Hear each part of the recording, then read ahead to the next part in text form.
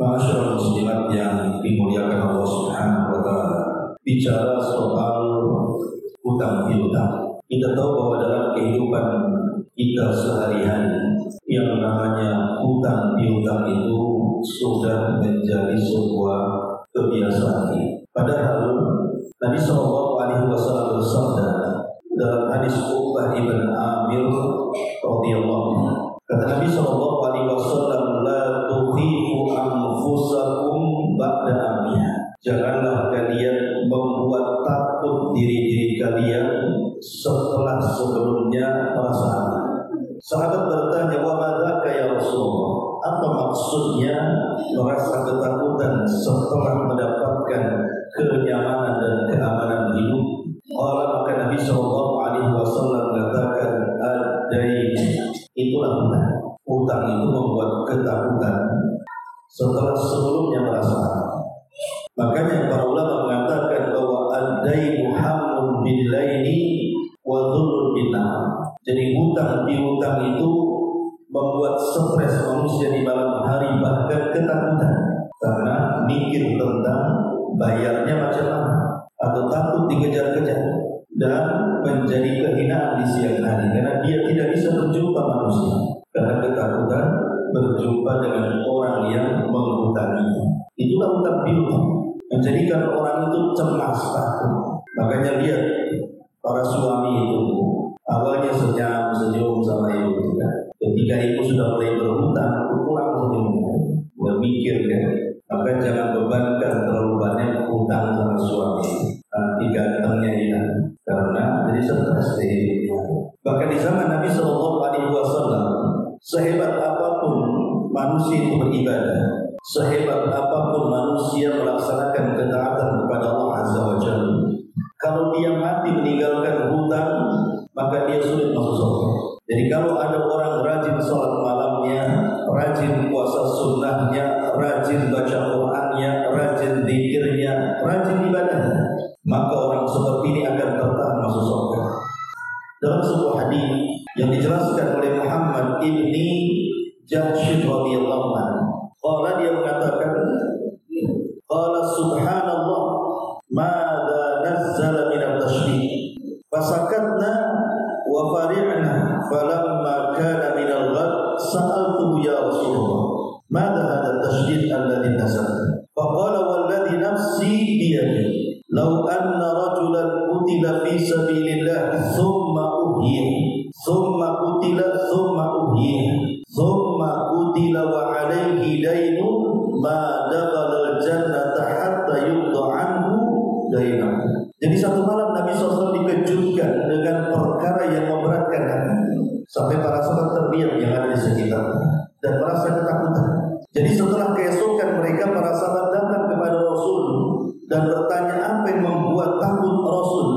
Maka Nabi SAW kemudian bersumpah demi zat yang jiwaku berada di tangannya, kalau seandainya seseorang itu perang dalam jihad, kemudian terbunuh syahid, kemudian dihidupkan lagi, jihad lagi, syahid lagi, kemudian dihidupkan lagi, kemudian jihad lagi, syahid lagi, ma dakhala al-jannah, dia tidak pernah akan masuk surga sehingga dia melunasi hutang-hutang. Bayangkan, orang ini datang menghadap Allah dengan pahala tanpa hisab. Orang mati syahid itu tanpa hisab, masuk surga langsung. Tetapi tertahan tidak masuk surga gara-gara hutang yang melilit. Makanya dari sini bahwa sehebat apapun orang beribadah kepada Allah Azza wa Jalla, kalau masih ada kaitan hak dengan orang lain, maka dia akan sulit masuk surga.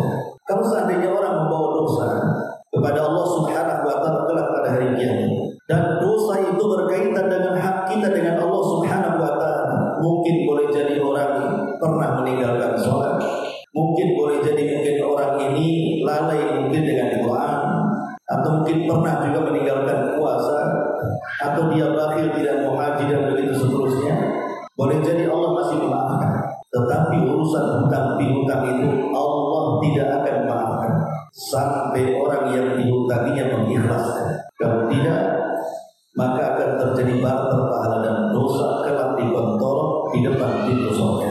Ma'asyiral muslimat yang dimuliakan Allah Subhanahu wa taala, jangan lagi cerita akhirat, cerita alam kubur. Nabi SAW satu hari datang seorang sahabat meminta kepada Nabi SAW untuk datang menyolatkan salah satu jenazah. Maka Nabi SAW bertanya kepada sahabat-sahabat ini yang sudah mempersiapkan fardu kifayah, memandikan jenazah, mengkafani, kemudian menaruh di masjid, tinggal disolatkan saja. Tapi Nabi SAW bertanya, apakah saudara kalian ini punya hutang?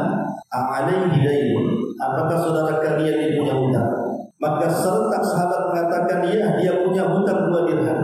Maka Nabi SAW mengatakan, sallu ala sahibikum. Kalau begitu kalianlah yang menyolatinya. Artinya, tentu para sahabat heran kenapa Rasul tidak mau menyolati.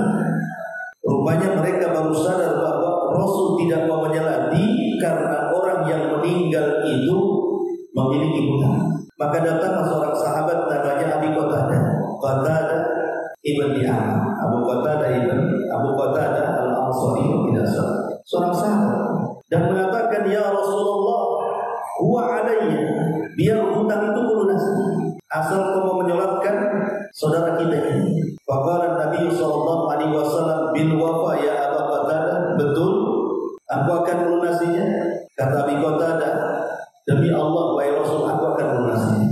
Akhirnya Nabi SAW menyolati orang yang punya hutang yang dijamin oleh Abu Qatadah. Keesokan harinya Rasul berjumpa dengan Abi Qatadah dan menanyakan, macam mana dengan 2 dirham itu Abi Qatadah? Sudah berbayar? Kata Abi Qatadah, ya Rasulullah, kan baru kemarin lagi. Tapi ya Rasulullah, keesokan harinya lagi berjumpa dengan Abi Qatadah, bertanya lagi, ya Abu Qatadah, bagaimana dengan 2 dirham?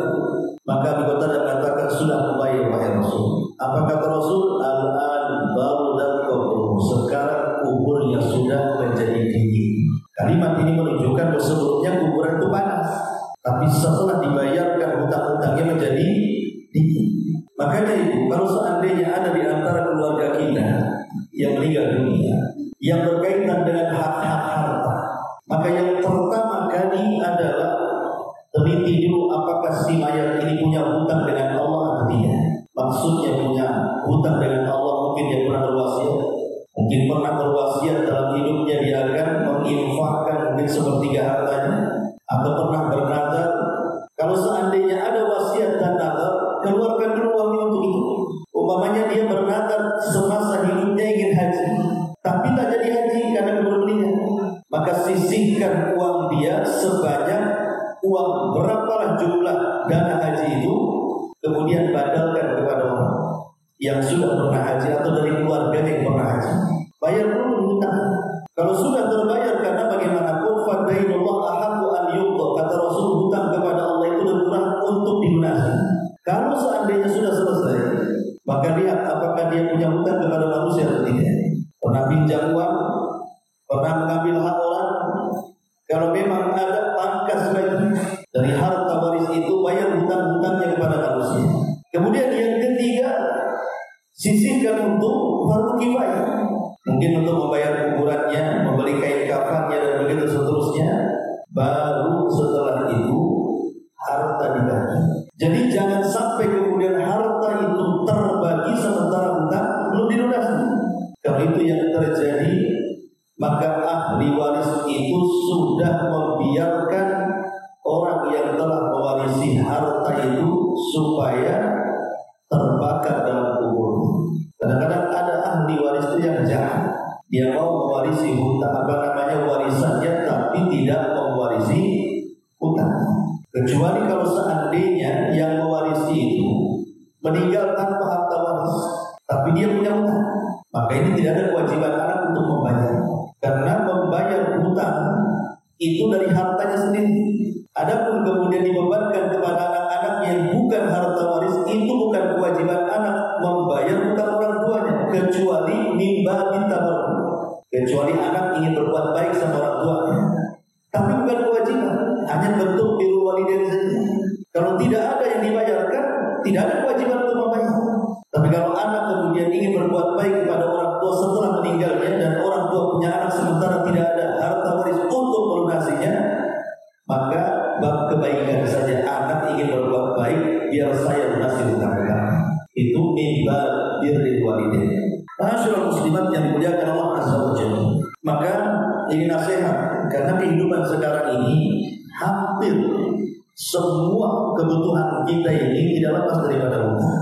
Ketika seseorang menikahkan anaknya, sibuk orang tuanya mencari hutang untuk acara walimah putra putrinya, hanya untuk kebanggaan saja.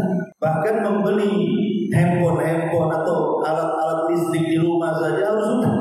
Sampai tidak ada satu perkakas dalam rumah itu kecuali hutang.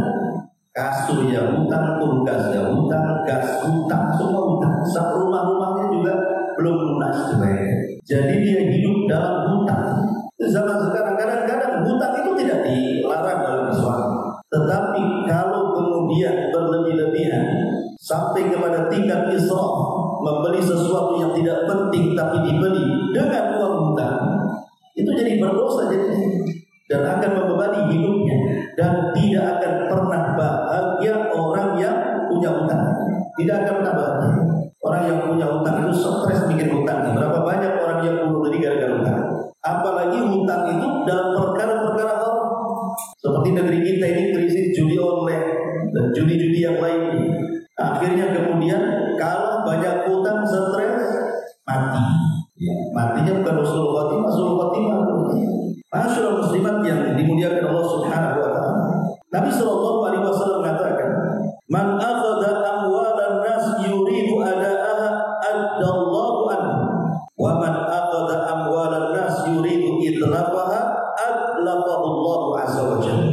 Siapa yang mengambil harta manusia, entah dengan cara mengambilnya, mencurinya, gosok, atau mungkin dengan cara hutang, tapi ada niat baik untuk mengembalikannya, maka Allah akan bantu mengembalikannya. Tapi sebaliknya orang-orang yang mengambil harta orang lain tidak ada maksud untuk mengembalikannya, adlafahullah, maka Allah Subhanahu wa taala akan membinasakannya di dunia. Kata Syekh Shalih Fauzan, Allah akan berikan berbagai macam penyakit. Karena orang punya hutang itu banyak pikiran. Dari pikiran itu lahir banyak penyakit. Dan di akhirat ketika berjumpa dengan Allah Subhanahu wa taala, maka dia dianggap sebagai pencuri karena mengambil hak orang. Dia mencuri berarti. Baik, di sini mu'allif rahimahullah taala atau hafizahullah taala membuat satu bab tentang pahala membantu manusia dalam melunasi hutang. Saya kita bacakan dulu beberapa riwayat di sini. Nabi sallallahu alaihi wasallam bersabda, "Man sarrahu an yunjiyahu Allah min qurabi yaumal qiyamah wa an yudhillahu tahta arsyihi falyanzur muqsir." Barang siapa yang senang untuk diselamatkan oleh Allah dari kegundahan-kegundahan pada hari kiamat dan diberikan naungan di bawah arsy-Nya, maka hendaklah dia memberi masa tenggang untuk orang miskin yang berhutang. Dalam riwayat, "Man sarrahu an yunjiyahu Allah min qurabi yaumil qiyamah falyunaffis an muqsirin aw yadha'an." Barang siapa yang mau untuk diselamatkan oleh Allah dari kegundahan-kegundahan atau kesulitan pada hari kiamat, maka hendaklah dia memberi masa tenggang untuk orang miskin, maksudnya berhutang, atau membebaskan hutang. Masyaallah muslimat yang dimuliakan Allah Subhanahu wa taala. Bahkan dalam sebuah hadis Rasul mengatakan, "Man naffasa an muqsir." Barang siapa yang membebaskan dari orang yang terlilit hutang. Kalimat muqsir ini nakir, artinya umum. Baik yang terlilit hutang ini orang yang beriman ataupun orang kafir. Baik yang terlilit hutang ini hutang dalam jumlah sedikit atau banyak. Baik yang terlilit hutang ini anak-anak, orang remaja, dewasa, laki-laki ataupun perempuan. Kalau ada seseorang ingin membantu orang melunasi hutang, maka Allah akan mudahkan kehidupan dia fid dunya wal akhirah, kata Rasul. Seperti apa? Contoh memudahkan orang yang sedang terlilit hutang ini. Ulama mengatakan dengan 3 cara. 1 hukumnya wajib dan 2 hukumnya sunnah. Pertama, ildarul muqsir, memberikan tangguhan. Makanya ibu masih hutangan sama orang, pada waktunya dia tidak bisa bayar, ya sudahlah, kalau begini kapan-kapan kau bisa bayar. Itu memberikan tangguhan nanti. Lah memberikan tangguhan hukumnya wajib. Karena Allah yang mengatakan di dalam Al-Quran, "Fanadhiratun ila maisaratin." Maka hendaklah orang yang menghutangi melihat kepada orang yang dihutangi kapan dia sanggup untuk membayar. berikan tanggal ya sudah. Kau bulan ini tak bisa bayar, saya kasih waktu 3 bulan lagi. Syukur-syukur tanpa batas. Ya sudahlah, kapan-kapan kau ada duit bayar. Kalimatnya sebenarnya intinya dia tak mau bayar gitu. Makanya dengan bahasa kapan-kapan kalau tak ada duit, mau bayar kan? Ada duit bayar. Kesenangan tuh orang yang utang tuh kalau ngomong ini. Kan kalimatnya kapan-kapan kan? Akhirnya sudah memang sudah tahu bayar, ya tak mau bayar sekali kan? Kalau ditagih, udah ada duit kan kapan-kapan kan? Itu bahasanya. Kemudian yang kedua, dengan cara memangkas hutang itu. Hutangnya 10 juta, sudah lagi ini saya lihat kok berat membayar 10 juta. Kemarin kan 5 juta, sudah saya sedekahkan 5 juta. Ini artinya dia dapat 2 pahala kan. Pahala sudah berbuat baik kepada orang menghutangi, yang kedua pahala sedekah. Kemudian yang paling baik lagi dari 2 perkara di awal adalah dengan cara membebaskan. Sudahlah, tidak usah dibayar, saya ikhlas saja. Mudah-mudahan Allah ganti. Tapi jangan ngacak-ngacak. Kok tak bayar di dunia gak apa-apa, di akhirat kan. Nah, itu namanya ngancam, juga ikhlas. Kalau memang ikhlas mau disedekahkan, ya sedekahkan. Saya sudah gak usah bayar. Dan ini jadi jariah bagi saya. Jadi tadi 3 tingkatan yang disebutkan oleh hadis Nabi SAW. Barang siapa yang memudahkan kepada orang yang terlilit hutang, Allah akan mudahkan kehidupan dia di dunia dan di akhirat. Dengan 3 cara tadi.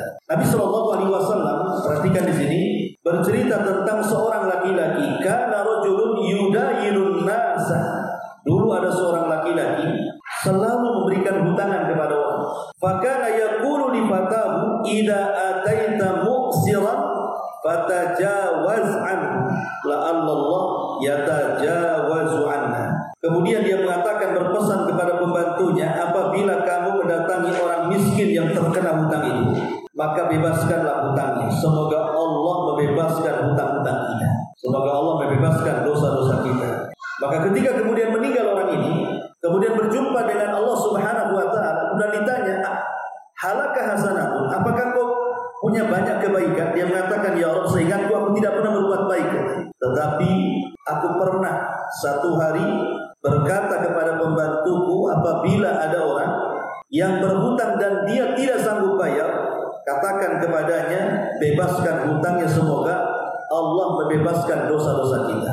Ketika Allah mendengarkan alasannya, falaqiyallah fatajawaza anhu, maka dia pun berjumpa dengan Allah dan Allah pun membebaskan dosa-dosanya. Tapi kan berat ini, apalagi nominalnya besar.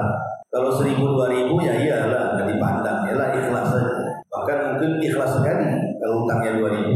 Coba kalau utangnya 200 juta, mana ada ikhlas 200 juta diambil orang, kan pasti susah ikhlasnya ya. Tapi kalau memang orang ini bergelimang dengan harta, mungkin uang sedikit, tapi orang yang susah. Makanya kenapa orang-orang yang berhutang itu harusnya tahu diri, bahwa tidak semua orang yang kita ambil uangnya, yang kita berhutang dengan itu, tidak semua orang kaya. Bahkan terkadang kehidupannya lebih susah pula dengan ini. Makanya ada adab-adab yang harus dipahami. Pertama, berhutanglah dengan niat untuk membayar. Karena satu hari anaknya Imam Ahmad berkata kepada ayahnya, Imam Ahmad ibn Hanbal rahimahullah ta'ala, dia mengatakan, wahai abi, ausini, berikan wasiat kepadaku. Maka kemudian Imam Ahmad rahimahullah ta'ala mengatakan kepada putranya Abdullah dengan mengatakan, ya bunayya inwil khaira fa innaka la tazalu bi khairin ma nawaital khaira. Kata Imam Ahmad kepada anaknya, wahai putraku, selalulah engkau meniatkan itu dengan niat yang baik. Karena sesungguhnya engkau selama ada niat kebaikan, maka engkau akan terus dalam kondisi baik selamanya. Jadi kalau kita niat dari awal sudah baik, maka Allah akan berikan kebaikan selamanya. Jadi kalau kita ini memang ada niat berhutang untuk nanti melunasi, membayar, bukan ada niat kapan-kapan bayarnya, enggak. Dan kalau bisa sebelum tiba waktunya dia sudah lunas, maka pasti Allah akan menolong kehidupan. Karena niat baik itu akan membawa kebaikan. Ini yang pertama ya, kalau hutang, niatkan bahwa hutang ini akan baik. Kemudian yang kedua, cobalah agak keras bekerja untuk melunasi hutang itu. Jangan punya hutang tapi malas. Itu niat tak mau bayar namanya. Makanya ini atlafahullah, kata Rasul. Allah akan membinasakan dia. Di dunia Allah akan kirim banyak penyakit. Dan di akhirat dia dianggap sebagai pencuri. Kalau seandainya tidak bekerja keras untuk melunasi. Dan jangan biasakan gali lubang tutup lubang. Pinjam sana untuk bayar sini. Nanti di sini lagi pinjam lagi untuk bayar sana. Tetap saja kita hidup dalam hutang namanya. Kemudian yang ketiga, kalau sudah ada uang, segera kembalikan. Karena terkadang setan itu datang memberikan was-was. Ketika sebelum ada uang, bercita-cita ada, kalau ada uang saya akan tutup semuanya. Uang sudah di tangan, mikir 3 kali. Sikit aja lah. Sikit-sikit kan dia kan gak maksa juga. Akhirnya karuna semua sampai mati. Makanya kalau memang ada uang, segera bayar. Siapa yang, kata Nabi SAW, siapa yang punya niat untuk membayar hutang, maka Allah akan bantu membayar. Maka segeralah supaya orang yang kita hutang itu merasa tenang dan kita tidak berbuat zalim. Kemudian yang keempat, tidak membalas amarah pemilik hutang.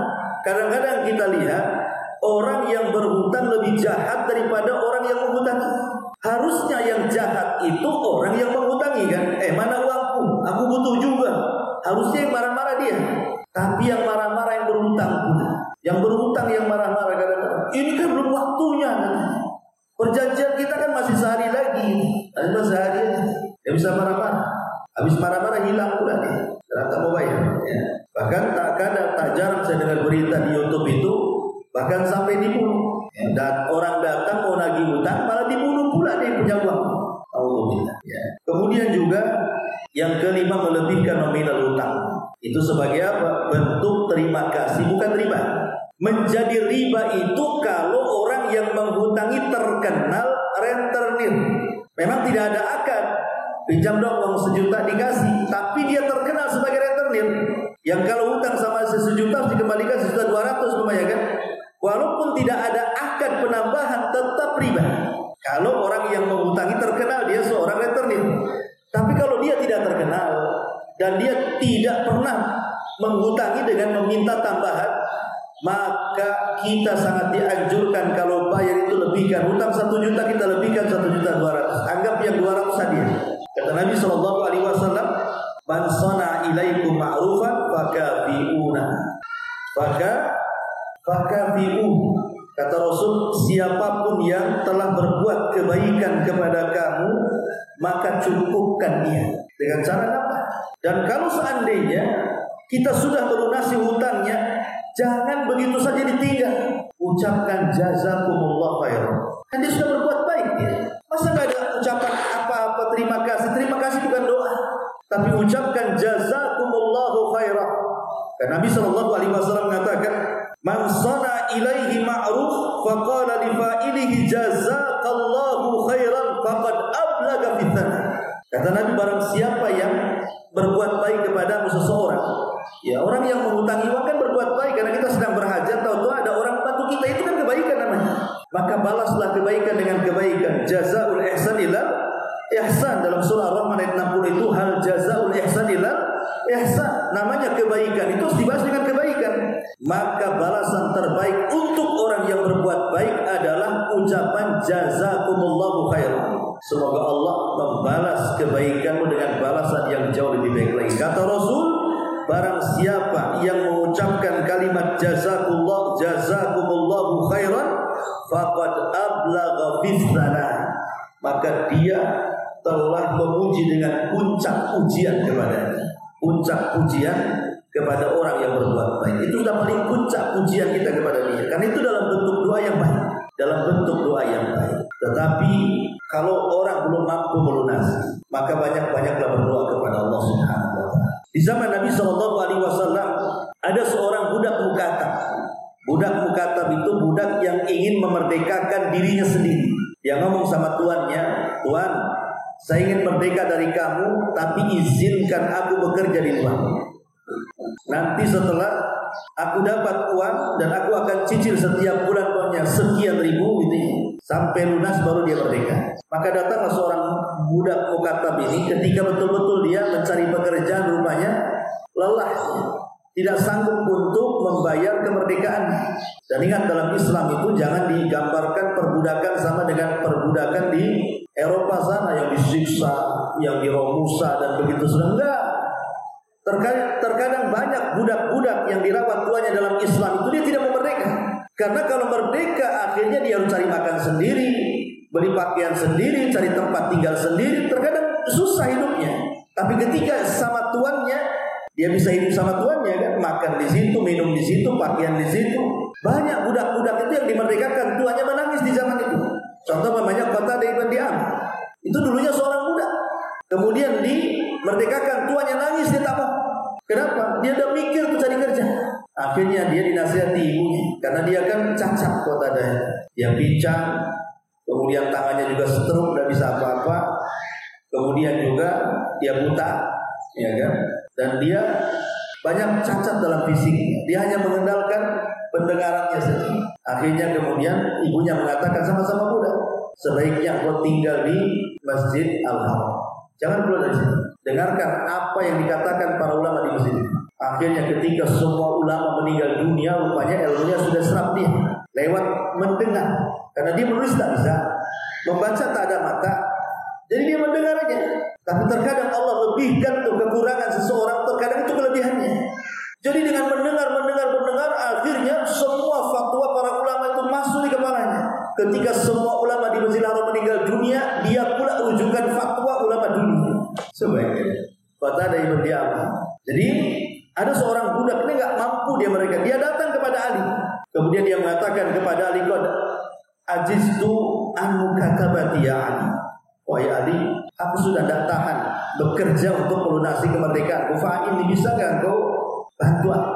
Terlalu banyak hutangku. Maka Ali mengatakan, "Ala u'allimuka kalimat allamnihinna Rasulullah sallallahu alaihi wasallam." Maukah ku ajarkan beberapa kalimat yang pernah dulu Rasul mengajarkan kalimat-kalimat itu kepada. Kemudian Ali mengatakan, dulu Nabi sallallahu alaihi wasallam mengatakan, "Lau kana 'alaika mithlu jabal Sihr dainan addahu Allahu anka."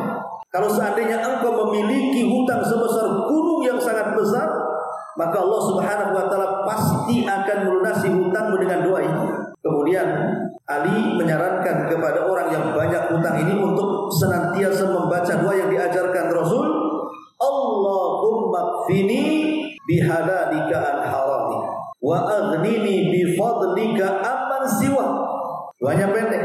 Allahumma kfini bihalalika an harami wa aghnini bifadlika amman siwaka. Allahumma ya Allah, ikfini, cukupkan aku bihalalik, dengan kehalalan yang engkau anugerahkan kepadaku dari keharaman. Cukupkan yang halal-halal aja untukku ya Allah. Wa aghnini, dan cukupkan aku, berikan kekayaan kepadaku bifadlik, dengan karuniamu, amman siwa, yang tidak diberi kepada zat selain daripada engkau. Aku hanya meminta kepada engkau aja. Tauhid di sini. Ya. Allahumma kfini bihalalika an haramik wa aghnini bifadlik amman siwa. Kemudian setelah orang ini terus membaca doa ini dan berusaha, tentu doa harus berusaha juga. Kalau doa terus ya enggak manjur doa itu kalau tidak ada usaha. Jadi sambil dia berdoa, sambil dia bekerja, dia baca doa ini terus, akhirnya dia pun bisa melunasi hutang-hutang majikannya dan dia menjadi orang merdeka. Ya, jadi ini doa yang diajarkan Nabi SAW, atau doa yang diajarkan Nabi SAW kepada siapa? Abu Umamah al-Ansari. Walaupun sebagian ulama melemahkan riwayat, tetapi karena ada penguat dari riwayat yang lain bisa dipakai doanya. Jadi ketika Nabi SAW kemudian pagi-pagi, ya waktu duha dia datang ke masjid, entah kakinya kok pengen sekali digerakkan ke masjid kaki Nabi. Tiba-tiba di masjid ada seorang sahabat namanya Abu Umamah al-Ansari. Nampak raut mukanya itu penuh dengan kegundahan, tidak bahagia. Itulah orang yang punya hutang seperti itu raut mukanya. Jarang kalaupun senyum itu dipaksa-paksakan tuh. Jadi Rasul mengatakan, "Ya Aba Umamah, wahai Aba Umamah, kenapa kau ada di masjid di luar waktu sholat? Ini kan belum waktunya sholat, ngapain kau di sini?" Maka Abu Umamah mengatakan, "Umumun lazimatni wa duyunun ya Rasulullah." Bukan Rasul.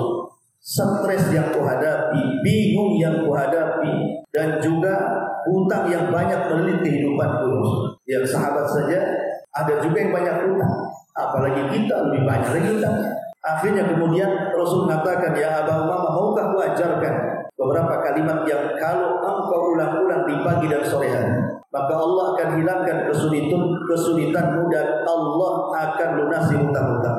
Apa doa Nabi SAW diajarkan Abu Umamah? Allahumma inni a'udzubika min ghalabatid daini wa qahrir rijal. Ya Allah, aku berlindung kepadamu dari terkalahkan budi baik manusia kepadaku dan dari hutang-hutang yang menumpuk yang ada padaku. Bahkan Nabi SAW pun walaupun dia seorang Nabi dan Nabi tidak punya hutang, ya dia berhutang juga pernah kepada orang Yahudi, tapi tidak seperti kita hutangnya. Nabi SAW selalu dalam sholat membaca Allahumma inni a'udzubika minal ma'tham wal maghrib. Ya Allah, aku berlindung kepadamu jangan sampai aku masuk dalam perbuatan dosa dan banyak hutang. Jadi salah satu istrinya bertanya kepada Rasul, apa kau punya hutang? Sehingga kau baca doa ini berulang-ulang. Kata Nabi SAW, tidak. Walakin akan tetapi orang yang berhutang itu idza haddatsa kadzaba wa idza wa'ada akhlafa. Orang berhutang ini umumnya dua. Kalau dia bicara pasti suka dusta. Yang kedua, kalau dia berjanji pasti khianat. Cuma dua aja orang berhutang. Kapan kamu mau bayar? Pulang minggu depan saya bayar. Setelah minggu depan tak bayar juga. Bohong tak? Bohong. Yang kedua, dia janji juga tuh. Minggu depan kan janji itu. Tapi setelah minggu depan tak dibayar, dia selisih janji. Itulah kata Rasul, orang yang berhutang itu kalau ngomong suka dusta, kalau janji suka khianat. Makanya kalau kita berhutang jangan menjanjikan yang tidak-tidak. Ala kadarnya saja. Minta keikhlasan orang yang kita hutang. Kalau dikasih alhamdulillah, kalau tidak dikasih ya sudah kan ini. Ini enggak punya target, saya harus hutang dapat 200 juta. Hutang aja di target 200 juta. Mau apa untuk apa coba? Jadi di sini masyaallah muslimat yang dimuliakan Allah Subhanahu wa taala, mu'alif di sini juga mencantumkan beberapa hadis berikutnya. Salah satunya, man anzara muksiran falahu bi kulli yaumin sadaqatun qabla an yahilla ad-dain. Fa idza halla ad-daina fa anzarahu ba'da dzalik falahu bi kulli yaumin mithlaihi sadaqah. Subhanallah. Lihat berarti. Jangan sedih orang yang uangnya kemudian diambil orang dan tak mau bayar. Perhatikan hadis ini. Barang siapa yang memberi masa tenggang kepada orang miskin, orang yang berhutang, maka dia mendapatkan pahala sedekah dari setiap harinya selama belum datang tempo pelunasan hutangnya. Jadi kalau ibu makin panjang ngasih temponya berarti makin panjang pahalanya. Itu maksudnya. Pokoknya ada orang mengatakan, pinjamlah uang nanti minggu depan saya bayar. Berapa? 1 juta saja. Ibu kasih 1 juta udah gini saja lah. Gak usah 1 minggu, 1 tahun kau bayar. Jadi makin panjang itu durasinya, maka setiap hari ibu dapat pahala sedekah. Tapi kan diantara kita enggak, jangan 1 minggu lah, 2 jam aja tuh bayar. 2 jam. Jadi kata Nabi SAW, jadi selama belum sampai kepada tenggang temponya, kita dapat pahala setiap hari itu sebanyak hutang yang kita hutang. Dan lebih daripada itu, kata Nabi SAW, apabila tempo pelunasan hutang datang, artinya sudah sampai waktu pelunasannya, lalu dia kembali memberikan masa tenggang untuk, maka dia mendapatkan pahala sedekah 2 kali lipat dari setiap harinya. Itu namanya yang menangguhkan tadi.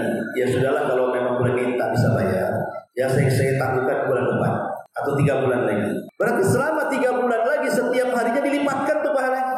Kan enak kayak gitu. Gak enak Ustaz, ada duit Ustaz. Ya maksudnya itu kalau memang ada kelebihan uang dan uang yang dihutangi orang itu tidak membebani hidup ibu, biarkan saja hutang itu mengendap di orang itu. Karena kalau orang yang berhutang, dia takut dengan Allah Subhanahu wa taala, pasti dia akan melunasi secepatnya kan. Walaupun dibilang 1 tahun, kalau ada uang baru 1 hari pasti dilunasi itu. Karena takut kalau kemudian dia meninggal sementara dia punya hutang, kan itu yang menghalangi dia ke surga. Kalau beriman dia akan segera melunasi.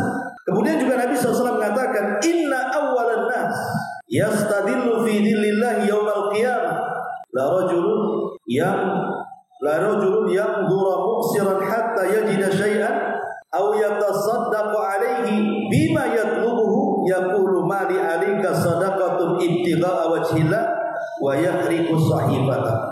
Sungguh orang-orang yang pertama diberikan naungan di dalam naungan-naungan Allah pada hari kiamat yang tidak ada naungan kecuali Allah adalah seorang laki-laki yang memberikan masa tenggang kepada orang yang berhutang sampai dia mendapatkan sesuatu untuk melunasi hutang atau menyedekahkan hutang tersebut kepadanya, di mana dia berkata harta yang kamu hutangi adalah sedekah untukmu, lalu dia merobek lembarannya karena mengharap wajah Allah. Sudahlah, ini perjanjian kwitansi saya robek saja, anggap saya lunas. Orang seperti ini bukan hanya mendapatkan pahala selama dia tak bayar, maka di akhirat dia akan mendapatkan naungan di hari yang tidak ada naungan kecuali Allah. Lihat kata pengarang di sini, alangkah bahagia orang yang telah Allah berikan taufik untuk mengamalkan dan mempraktikkan hadis yang agung ini walaupun hanya sekali seumur. Lakukan kalaupun sehari seumur ini. Sobek dalam lunas saja. Utang saya nggak seberapa, cuma situ merah aja. Dan lunas saja. Itu bisa kamu lakukan dengan cara memberikan hutang kepada saudaramu se-Islam, lalu memberikannya masa tenggang atau membebaskan hutangnya jika dia memang orang miskin dan menyedekahkan hutang tersebut kepadanya.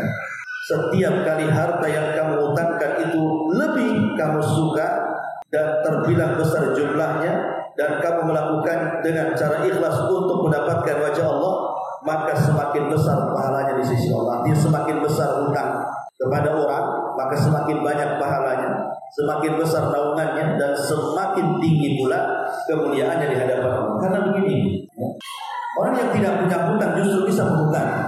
Itu orang yang bisa mengangkat kepalanya di hadapan manusia. Orang yang dia mampu memberikan hutang dan dia tidak pernah berhutang, itulah orang yang bisa mengangkat kepalanya di depan manusia. Dia punya kemuliaan dan dia dicintai karena tidak pernah bermasalah dengan orang.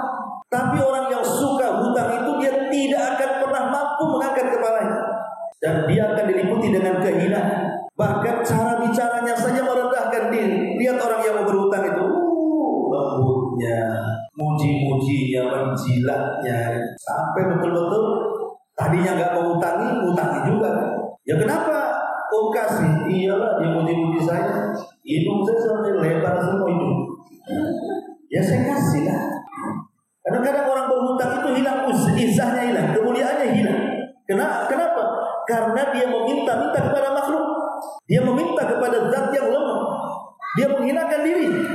Makanya Nabi SAW katakan, izhad fid dunya yuhibbukallah, wazhad fima indan nas yuhibbukallah. Zuhudlah di dunia, maka Allah akan cinta dengan kamu. Zuhudlah kepada manusia, maka manusia akan mencintai kamu. Arti zuhud kepada manusia artinya kita tidak meminta-minta kepada mereka.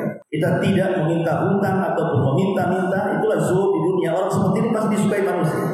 Asyrul muslimat yang dimuliakan Allah Subhanahu wa taala. Kemudian terakhir, pengarang memberikan motivasi di sini. Bergembira.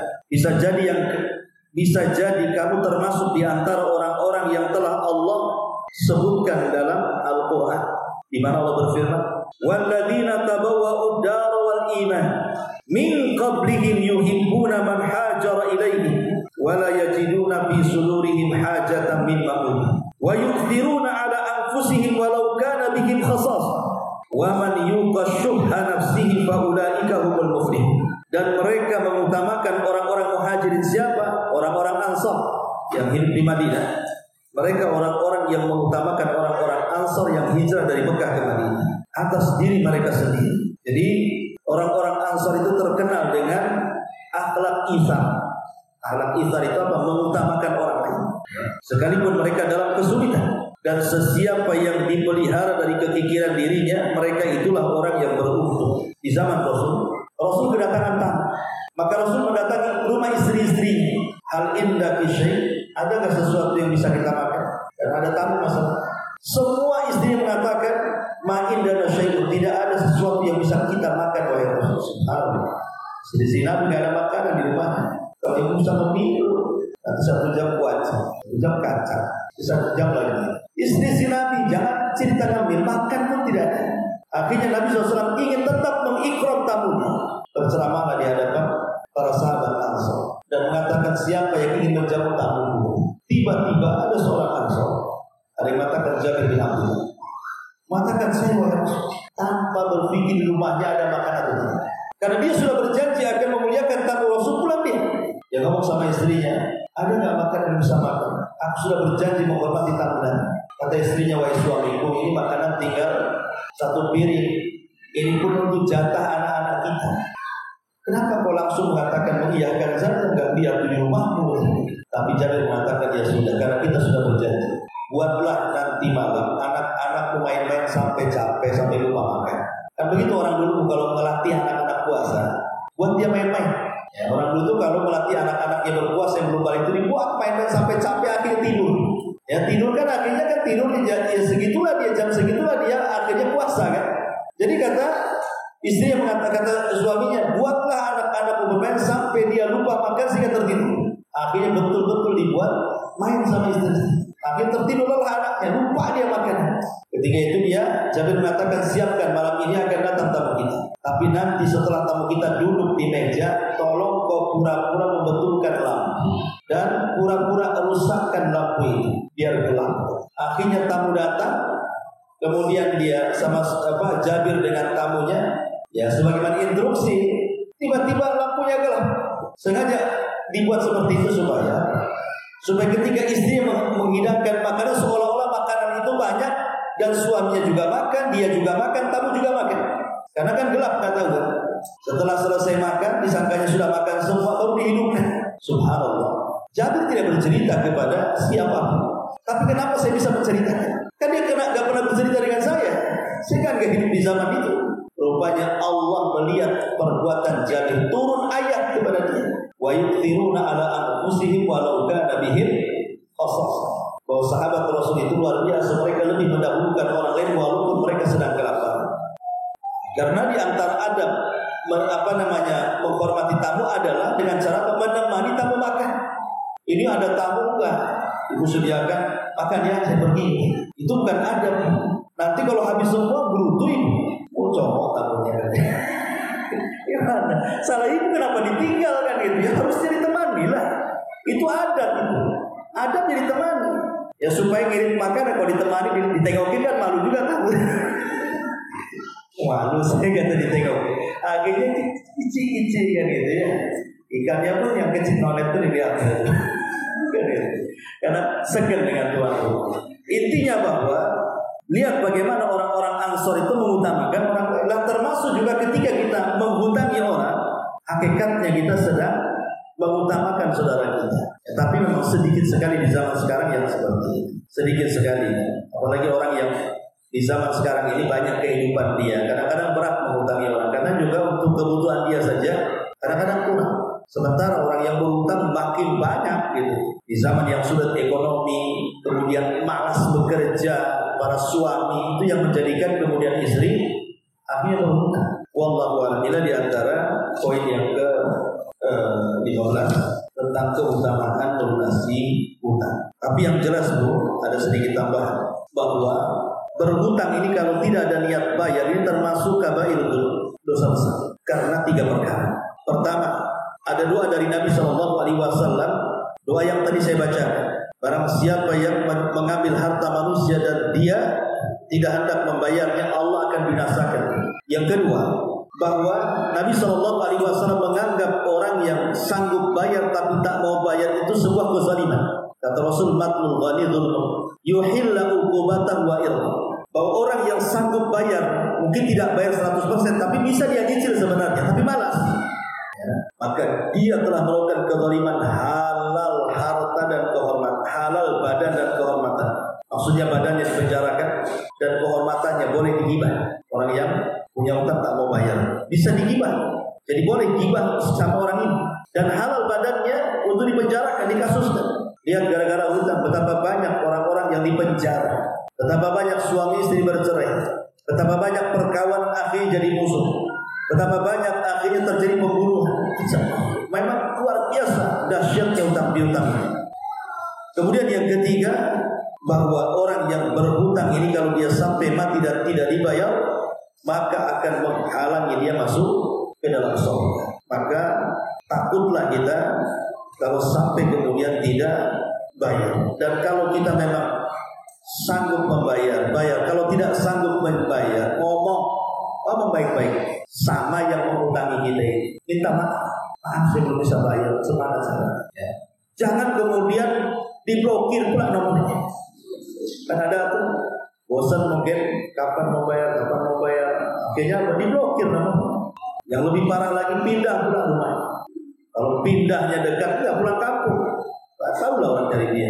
Jadi inilah diantara poin yang ke-15.